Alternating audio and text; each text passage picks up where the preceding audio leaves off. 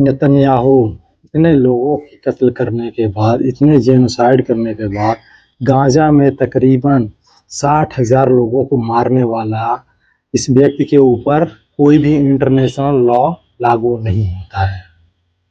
सारी की सारी लॉ सिर्फ फेक है, हवाबाजी है।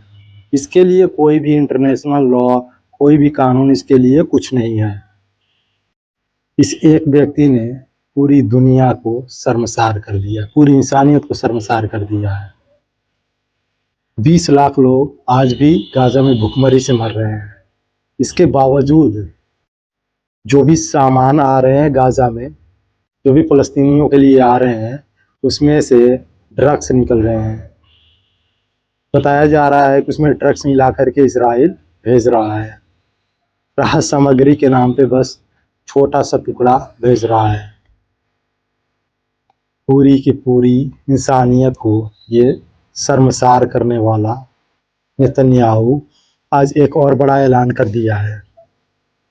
इसका कहना है कि अब हम गाजा पे, अब तक तो ये सिर्फ हमला कर रहा था, लेकिन अब पूरी तरह से ये अपने कब्जे में, ये अपने नियंत्रण में लेना चाहता है।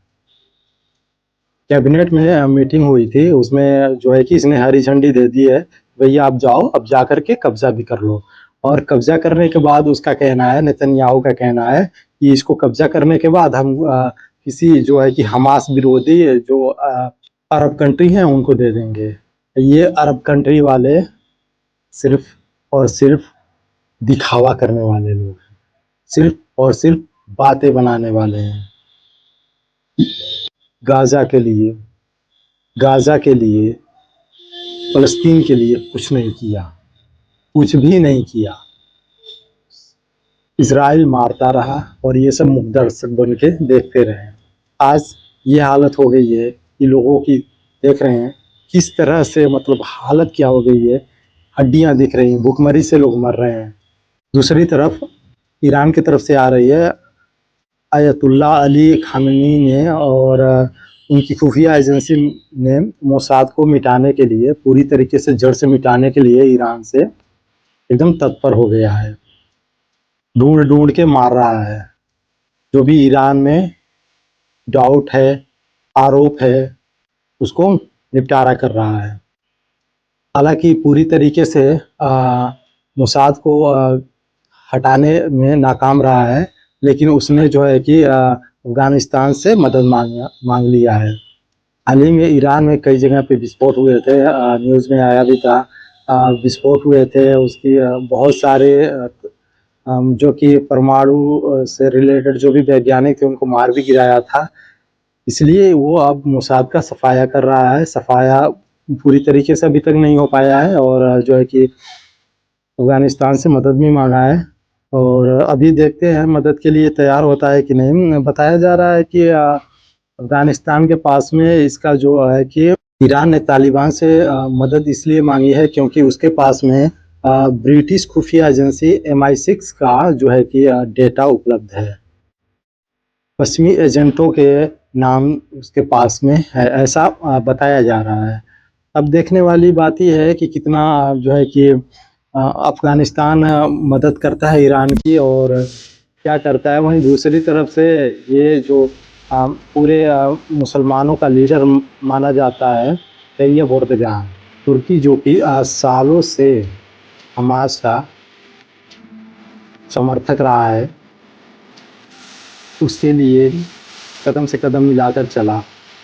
यहाँ तक कि फ़लस्तीनियों को अपने देश में शरण भी दिया था। हालांकि राजनीति में फेरबदल होता रहता है, लेकिन क्या हुआ कि आज जो है कि हमास को ये हथियार डालने के लिए बोल रहा है। इसमें 16 देश शामिल थे। 16 देश जो है कि 2 राष्ट्र सिद्धांत के समर्थन के लिए प्रस्ताव पर हस्ताक्षर किए हैं। इसमें से ये भी शामिल है। देखिए, अब देखने वाली बात ये है कि कितना, मतलब किस तरह से हमास को सफाया जो करने की बात आ रही है, तो किस प्रकार से करता है। लेकिन जो है कि नरसंहार की बात करें तो इजराइल ने बिल्कुल भी नरसंहार किया है गाजा में, और फ़लस्तीन में नरसंहार करने वाला ये तो भेड़िया बन चुका है, खूनी भेड़िया बन चुका है, जो कि अब तक बहुत सारे लोगों को इसने जेनोसाइड कर दिया। पूरी इंसानियत देखती रह गई, पूरा दुनिया में इसके खिलाफ एहतजाज हुआ, लेकिन इसके कान में जू तक नहीं रहे। इसने ज़रा भी हमदर्दी नहीं दिखाया, पूरे का पूरा लगभग सफाया ही कर दिया है। अब वहाँ पर अपना कब्जा, अपना वर्चस्व जमाना चाहता है, और इसका साथ देने वाला अमेरिका, ये भी उसी की कैटेगरी में आता है। देखने वाली बात है, आगे जो भी निकल के आता है हम आपको शेयर करते रहेंगे। बने रहिए हमारे साथ में। मेरा नाम है सईद अंसारी और आप देख रहे हैं इस्लामिक इंडिया। चैनल को लाइक करिए, शेयर करिए, सब्सक्राइब करिए और अपना कीमती सुझाव भेजिए।